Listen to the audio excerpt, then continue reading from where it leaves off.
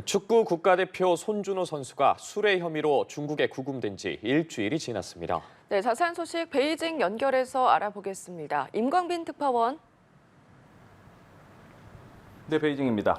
네, 어제 우리 영사를 면담한 손 선수 본격적인 법적 대응에 나섰다고요? 네, 선양 주재 한국 총영사관은 구금 중인 손준호 선수를 영사 면담했다고 밝혔습니다. 손 선수가 지난 12일 상하이 공항을 통해서 한국으로 출국하려다 공안에 붙잡힌 지 엿새 만입니다.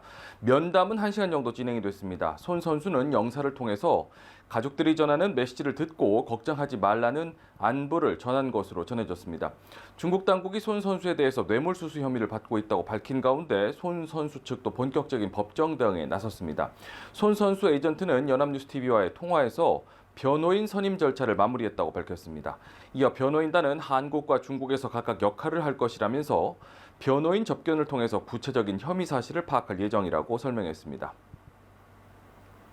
네, 중국 매체들은 손준호 선수에 대해 최대 징역 5년에 처해질 수도 있다 이런 전망을 내놨는데 이 내용도 전해주시죠.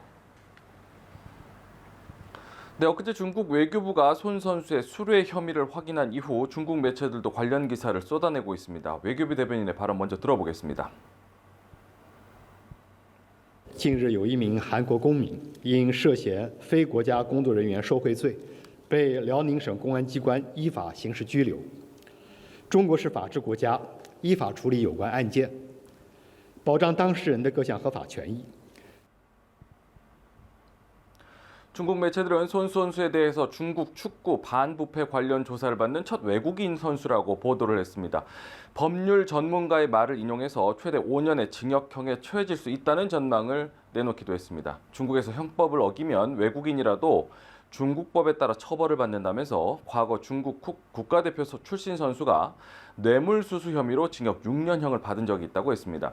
이런 가운데 손 선수 관련 소식을 전하는 한국 언론들의 보도 내용을 두고도 날을 세우기 시작했습니다.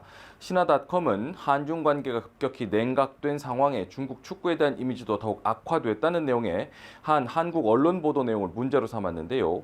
중국 당국이 실체적 증거 없이 외국인 선수를 붙잡아갈 수 있겠느냐며 손 선수가 체포된 것은 분명한 혐의가 있기 때문이라고 주장했습니다. 또 다른 매체는 손 선수가 특정 경기에서 심각하게 비정상적인 경기력을 보였다며 혐의를 의심하기도 했습니다. 지금까지 베이징에서 전해드렸습니다.